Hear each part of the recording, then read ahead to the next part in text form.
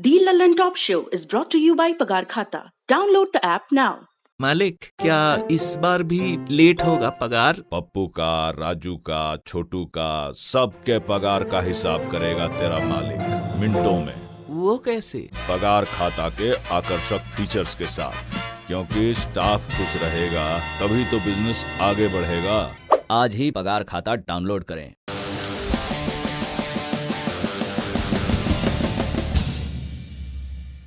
नमस्ते, मैं हूं सौरभ और आप देख रहे हैं दी लल्लन टॉप शो में रोज की तरह ही आज पहले दिन का वीडियो।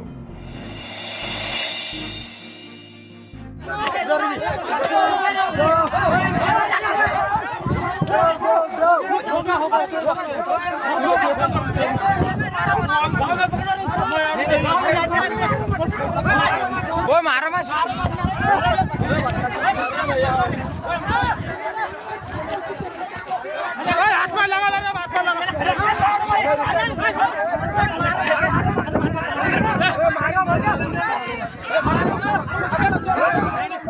भीड़ में घेर कर जिस पुलिस वाले को लोग पीट रहे हैं वो मध्य प्रदेश पुलिस का सिपाही है। वही सिपाही जिन पर लोगों की सुरक्षा की जिम्मेदारी होती है, कानून व्यवस्था बनाए रखने की जिम्मेदारी होती है। लेकिन जब पुलिसकर्मी खुद ही सुरक्षित ना रहें तो कानून व्यवस्था सवालों के घेरे में आ जाती है। वीडियो मध्य प्रदेश के बैतूल जिले का है। बैतूल के भैंसदेही में होली का मेला लगा था। पुलिस को सूचना मिली कि मेले में जुआ खेला जा रहा है। पुलिस मौके पर पहुंची और जुआरियों को थाने ले जाने लगी तो लोगों ने हमला कर दिया। 3 सिपाही तो किसी तरह जान बचाकर भाग निकले, लेकिन एक सिपाही को अराजक तत्वों ने घेर लिया, उसके साथ मारपीट की और पकड़कर गांव में जुलूस निकाला। मामले की जानकारी वरिष्ठ अधिकारियों को हुई तो एफआईआर दर्ज कर हमलावरों की धरपकड़ शुरू हुई। अब चलते हैं सुर्खियों पर। पहली सुर्खी कोरोना से है। पिछले 24 घंटों में देश में 81,000 कोरोना के नए मामले सामने आए, जो कि 2021 का सबसे बड़ा आंकड़ा है। स्वास्थ्य मंत्रालय द्वारा जारी किए गए आंकड़ों के मुताबिक पिछले 24 घंटों में कोरोना से 469 लोगों की मौत हुई है। इसी के साथ देश में कुल एक्टिव केसों की संख्या भी 6 लाख के पार हो गई है। राज्यों की बात करें तो महाराष्ट्र की हालत सबसे खराब है, जहां बीते दिन रिकॉर्ड 43,000 केस दर्ज किए गए। कोरोना की शुरुआत से लेकर अब तक किसी भी राज्य में एक दिन में इतने केस नहीं दर्ज किए गए थे। पिछले 24 घंटों में 8,000 नए मामले सामने आने के बाद पुणे में नाइट कर्फ्यू लगा दिया गया है। सभी पब्लिक प्लेसेस को 7 दिन के लिए बंद कर दिया गया है। बढ़ते मामलों के बीच छत्तीसगढ़ के दुर्ग जिले को पूरी तरह से लॉकडाउन कर दिया गया है। जिले में अब 6 अप्रैल से 14 अप्रैल तक पूरी तरह से लॉकडाउन रहेगा। लॉकडाउन के वक्त जो नियम थे उन्हीं नियमों का पालन भी किया जाना है। दूसरी सुर्खी कश्मीर से है। पुलवामा में हुई मुठभेड़ में सुरक्षा बलों ने 3 आतंकियों को मार गिराने का दावा किया है। यह एनकाउंटर पुलवामा के काकपोरा इलाके में हुआ। पुलिस ने आतंकियों के पास से भारी मात्रा में हथियार बरामद करने का दावा किया है। एनकाउंटर कल रात में शुरू हुआ था, जब इलाके में आतंकियों के छिपे होने की खबर मिली थी। पुलिस के मुताबिक मारे गए तीनों आतंकियों ने ही बीते दिन श्रीनगर में बीजेपी नेता के घर हमला कर एक सुरक्षा कर्मी की हत्या कर दी थी और उसका हथियार लूट लिया था। पुलिस ने लूटा गया हथियार भी बरामद कर लिया है। तीसरी सुर्खी बनाई पंजाब सरकार को भेजी गई गृह मंत्रालय की एक चिट्ठी ने।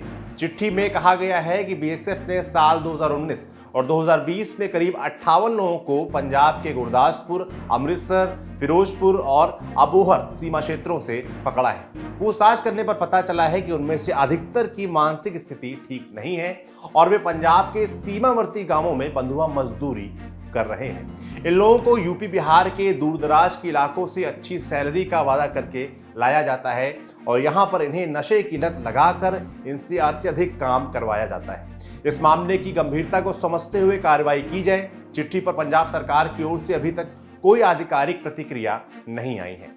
चिट्ठी को किसानों को बदनाम करने के लिए केंद्र की साजिश बताते हुए पंजाब सरकार में जेल मंत्री सुखजिंदर रंधावा ने कहा कि पंजाब में बंधुआ मजदूर जैसी कोई बात नहीं है और ये सब कुछ किसान आंदोलन को दबाने के लिए केंद्र सरकार की साजिश है। उन्होंने कहा कि केंद्र सरकार को अपनी चिट्ठी को तुरंत वापस लेना चाहिए और पंजाब के किसानों को इस तरह से बदनाम नहीं करना चाहिए। ਜਿਹੜੀ ਤੁਸੀਂ ਗੱਲ ਕੀਤੀ ਆ, ਮੈਂ ਵੀ ਹੁਣੇ ਜੇ ਚਿੱਠੀ ਪੜ੍ਹੀ ਆ, ਉਹਦੇ 'ਚ ਜਿਹੜੀ ਕਿਸਾਨਾਂ ਦੀ ਜਿਹੜੀ ਬਾਜਵਾ ਸਾਹਿਬ ਨੇ ਜਿਹੜੀ ਗੱਲ ਦੱਸੀ ਆ, ਜਿਹੜੀ ਖਤਰਨਾਕ ਗੱਲ ਇਹ ਆਈ ਆ ਕਿ ਉਹਨਾਂ ਨੇ ਕਿਹਾ ਕਿ ਸਾਨੂੰ BSF ਨੇ ਇਨਪੁਟ ਦਿੱਤੀ ਆ ਕਿ ਜਿਹੜੇ ਬਾਰਡਰ ਦੇ ਉੱਪਰ ਕਿਸਾਨ ਨੇ ਜਾਂ ਉੱਥੇ ਜਿਹੜੇ ਮਜ਼ਦੂਰ ਬੈਠਦੇ ਨੇ ਉਹਨਾਂ ਦਾ ਜਿਹੜਾ ਸ਼ੋਸ਼ਣ ਹੋ ਰਿਹਾ ਔਰ ਉਹਨਾਂ ਨੂੰ ਬੌਂਡਡ ਲੇਬਰ ਉਹਨਾਂ ਕੋਲ ਕਰਵਾਈ ਜਾ ਰਹੀ ਹੈ, ਜੋ ਕਿ ਸਰਾਸਰ ਗਲਤ ਹੈ ਔਰ ਪੰਜਾਬ ਨੂੰ ਬਦਨਾਮ ਕਰਨ ਦੀ ਇਹ ਜਿਹੜੀ ਇਹਨਾਂ ਨੇ ਕੋਝੀ ਸਾਜ਼ਿਸ਼ ਕਰ ਰਹੇ ਨੇ। ਮੇਰਾ ਖਿਆਲ ਹੈ ਕਿ ਗਵਰਨਮੈਂਟ ਨੂੰ ਬਹੁਤ ਵੱਡਾ ਦਿਲ ਰੱਖਣਾ ਚਾਹੀਦਾ, ਗਵਰਨਮੈਂਟ ਆਫ ਇੰਡੀਆ ਨੂੰ। ਕਿਸਾਨਾਂ ਦੇ ਨਾਲ ਜੇ ਕੋਈ ਤੁਹਾਡੀ ਦੁਸ਼ਮਣੀ ਹੈਗੀ ਆ तो वो पंजाब के नाल जेडे असी बॉर्डर के ऊपर बैठे हैं। ये थी सुर्खियां। चलते हैं अब दिन की बड़ी खबर पर। जब हम आजाद भारत में चुनाव का इतिहास देखते हैं तो कई और बातों के साथ बूथ लूटने वाली घटनाएं भी ढेर सारी मिलती हैं। और इतिहास की किताबों में क्यों जाना, अपने घर के ही बड़े बुजुर्गों से पूछिए, वो भी आपको मतपेटी लूटने का कोई देखा सुना किस्सा सुना ही देंगे। बूथ कैप्चरिंग की ऐसी घटनाएं लगभग हर चुनाव में होती थी। मतपेटियों से आगे बढ़कर हम अब इलेक्ट्रॉनिक वोटिंग मशीन पर आ गए हैं। अब देश में ज्यादातर चुनाव ईवीएम से ही होते हैं। कागज पर ठप्पा लगाकर बॉक्स में डालने वाली परंपरा पीछे छोड़ दी है, लेकिन धांधली के आरोप पीछे नहीं छूटे हैं। पिछले कितने चुनाव आपको याद हैं जिसमें ईवीएम को लेकर विवाद ना हुआ हो। ईवीएम के बहाने चुनाव आयोग की पवित्रता पर सवाल उठाए जाते हैं।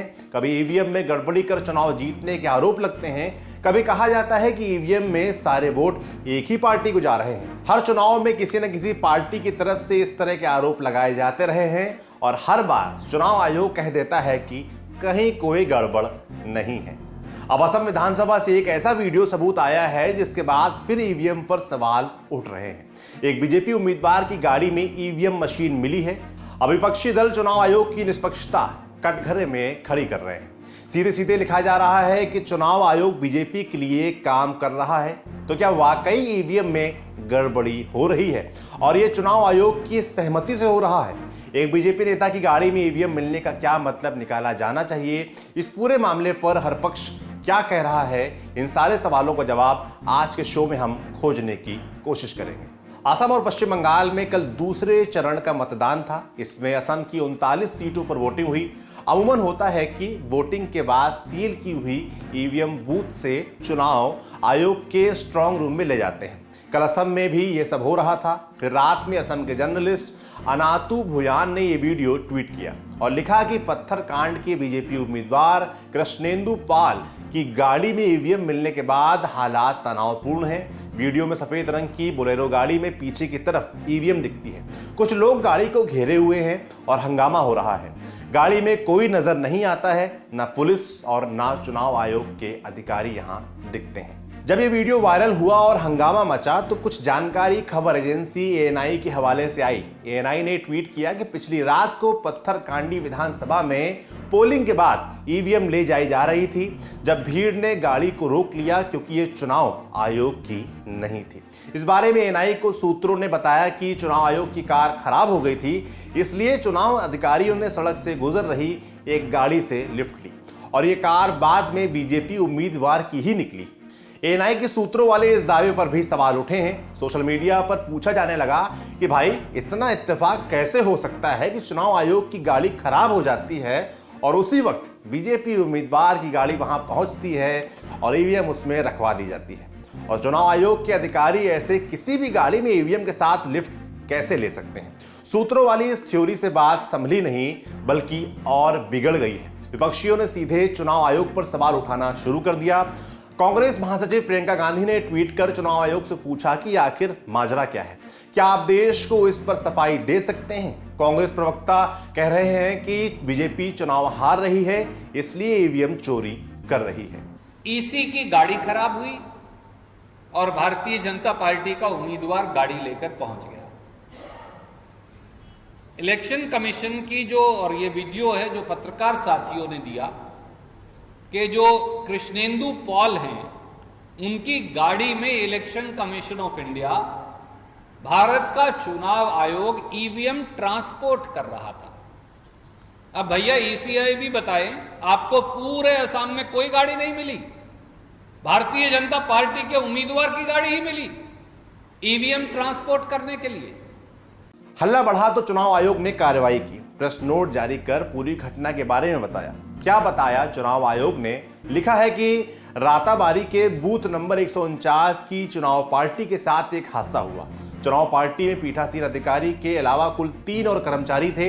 इनके साथ पुलिस का पहरा भी था, जिसमें एक कांस्टेबल और एक होमगार्ड था। शाम 6 बजे वोटिंग खत्म होने के बाद पोलिंग टीम लौट रही थी और इसे पुलिस की टीम एस्कॉर्ट कर रही थी। प्रेस रिलीज के मुताबिक तेज बारिश हो रही थी और रास्ते में कीचड़ था। रात करीब 9 बजे जब गाड़ी नीलम बाजार पहुंचने को थी तो खराब हो गई।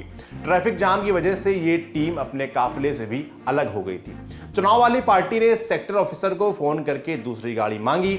इस दौरान टीम ने अपने स्तर पर भी गाड़ी जुटाने की कोशिश की। रात करीब 9:20 पर इस टीम ने सड़क से गुजरती एक गाड़ी से लिफ्ट मांगी और उसकी बिना डिटेल जांचे लिफ्ट ले भी ली।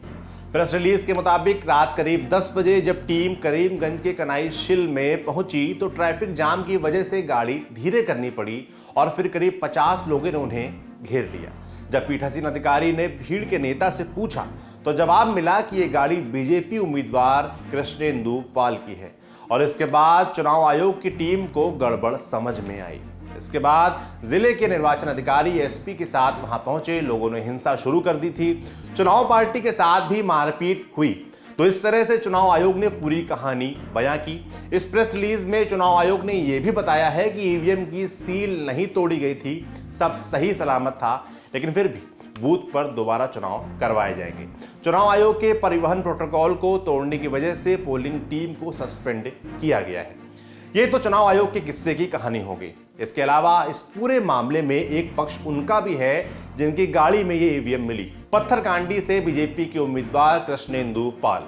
कृष्णेंदु ने माना कि गाड़ी उनकी ही है, उनकी पत्नी के नाम है।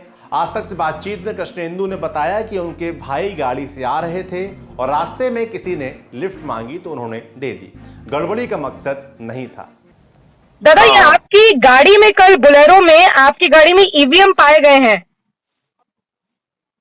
हमारा गाड़ी में नहीं है। हम तो जो गाड़ी चला रहा था, ये गाड़ी तो हम इलेक्शन खत्म हो गया आ गया। नहीं, आपकी गाड़ी थी कि नहीं थी सर? हाँ, वो हमारा गाड़ी, हमारा मिसेस का नाम का गाड़ी है। तो उस गाड़ी में ईवीएम कैसे बरामद हुए सर? ईवीएम क्या पोलिंग मशीन उस गाड़ी में क्या कर रहा था? नहीं, वो गाड़ी में नहीं था। नहीं सर, उसकी गाड़ी से बरामद हुए सर। हमारे पास पूरे वीडियो विजुअल्स है, एविडेंस है और इलेक्शन कमीशन इस बात का संज्ञान भी ले चुका है।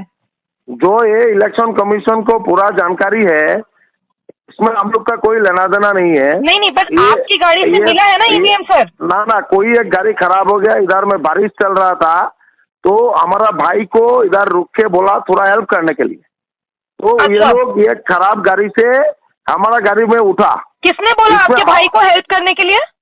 उधर का जो प्रिसाइडिंग ऑफिसर, सेक्टर ऑफिसर, वो भी था गाड़ी में। इलेक्शन कमीशन के? इलेक्शन कमीशन के नहीं, जो सेंटर का जो प्रिसाइडिंग ऑफिसर था। अच्छा, जब गाड़ी खराब होती है इलेक्शन कमीशन की तो आपकी गाड़ी से ही मदद मांगी जाती है? उनके पास और गाड़ियां नहीं थी? नहीं, ऐसा नहीं मशीन, एक मिनट, एक ईवीएम मशीन है सर, वो आप कैंडिडेट है, एक कैंडिडेट की प्राइवेट गाड़ी में ईवीएम मशीन रख के लाई जा रही है। ऐसी इतनी जल्दबाजी, इतनी क्या मजबूरी थी? ना मैडम, ऐसा नहीं है। हमको तो ये जानकारी भी नहीं है। हमको रात में पता चला ये घटना, हमको ये जानकारी भी नहीं है। जब आ रहे थे तब इन लोगों ने हेल्प मांगा। ये एज यूजुअल हमारा भाई ने बोला है ठीक है तुम लोग हमारा गाड़ी में उठ जाओ। वो कांग्रेस का भी एक कैंडिडेट था, उसका गाड़ी में भी एक आदमी उठा है। चुनाव आयोग को कृष्णेंदु पाल की सफाई के बावजूद बीजेपी पर ईवीएम में गड़बड़ी के आरोपों के साथ विपक्ष आक्रामक है और इन आरोपों पर असम बीजेपी के नेता क्या कह रहे हैं, हेमंत बिश्व शर्मा को सुनिए।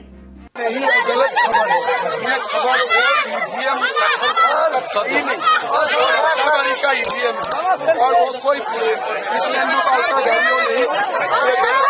हेमंत बिश्व शर्मा इस खबर को ही गलत बता रहे हैं। कह रहे हैं कि ना तो वो गाड़ी कृष्णेंदु की थी और ना ही पत्थरकांडी की वो ईवीएम थी। ये बात तो साबित हो गई है कि गाड़ी तो कृष्णेंदु पॉल की ही थी।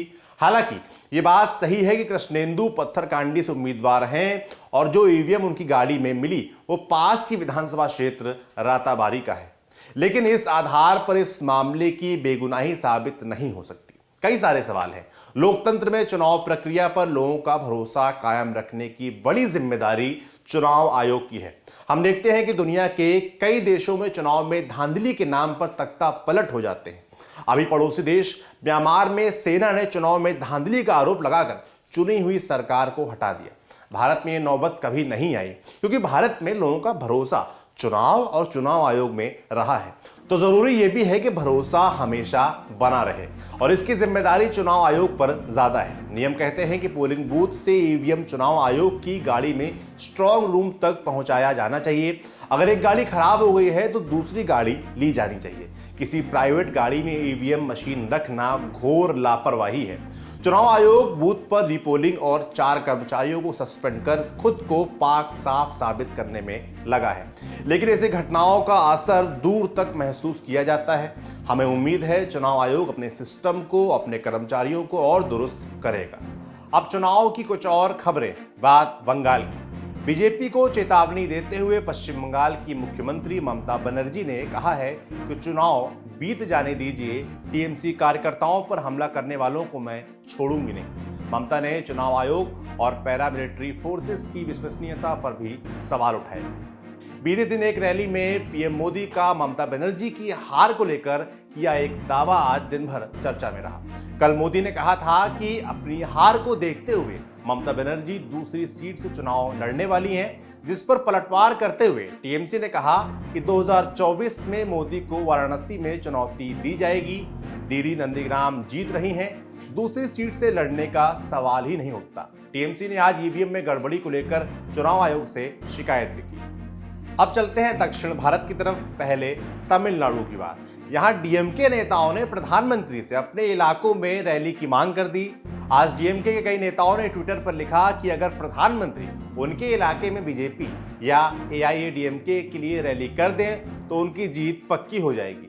आप जानते ही होंगे कि तमिलनाडु में बीजेपी का गठबंधन एआईएडीएमके के साथ है और डीएमके का कांग्रेस के साथ गठबंधन है। इसके बावजूद सुबह से ट्विटर पर कई डीएमके नेता एक जैसा ही ट्वीट कर रहे हैं। ट्वीट में लिखा है, dear prime minister Narendra Modi, कृपया करके हमारे निर्वाचन क्षेत्र में प्रचार करें।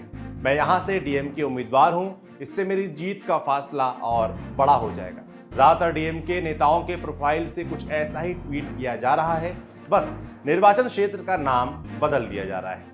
इतना तो साफ है कि प्रधानमंत्री के चुनावी दौरे के दिन डीएमके नेताओं का ये ट्विटर कैंपेन पूरी तरह से प्लान था और पार्टी इन ट्वीट्स के जरिए सोशल मीडिया पर बज़ बनाने में भी कामयाब हो गई, क्योंकि इसकी चर्चा हर जगह हो रही है। अब ये देखना मजेदार होगा कि पीएम मोदी पर कसे इस तंज का जवाब बीजेपी आईटी सेल कैसे देगा। अब बात प्रधानमंत्री नरेंद्र मोदी की चुनावी रैलियों की, जहां आज एजेंडे में संस्कृति थी। उन्होंने पहले तमिलनाडु के मदुरई में रैली की, जहां जल्लीकट्टू कार्ड खेला। साथ ही डीएमके व कांग्रेस को घेरना नहीं भूले। बता दें कि मदुरई के आसपास के इलाकों में जल्लीकट्टू बेहद ही लोकप्रिय है। पीएम ने कहा कि यूपीए और डीएमके की सरकारों के दौरान जल्लीकट्टू बैन हुआ था। पीएम ने और क्या कहा, सुनिए। In the year 2011 the same UPA government band jallikattu. One UPA leader described Jallikattu as a barbaric practice. Really? Tamil Nadu से ही आज एक और खबर आई। आयकर विभाग ने डीएमके से संबंधित 4 जगहों पर छापेमारी की। इनमें से एक पार्टी प्रमुख एमके स्टालिन के दामाद सवारेसन का घर भी है। बता दें कि सवारेसन डीएमके प्रमुख एमके स्टालिन के एडवाइजर भी हैं और पार्टी में उनकी एक अहम भूमिका भी है। ऐसे में उनके यहाँ छापेमारी पर बवाल तो मचना ही था। छापेमारी पर स्टालिन ने कहा, हम मोदी को एक बात बोलना चाहते हैं, हम डीएमके हैं, हम इस तरह की रुकावटों से नहीं डरते। दूसरी तरफ कांग्रेस नेता कार्ति चिदंबरम बोले, अब ये बोरिंग हो गया है, क्योंकि ये होना ही होता है। कुल मिलाकर अब इन छापों पर खूब सियासत हो रही है। आज के ललन टॉप शो में अब इतना ही। अपना और अपनों का ख्याल रखिए। शुभ रात्रि।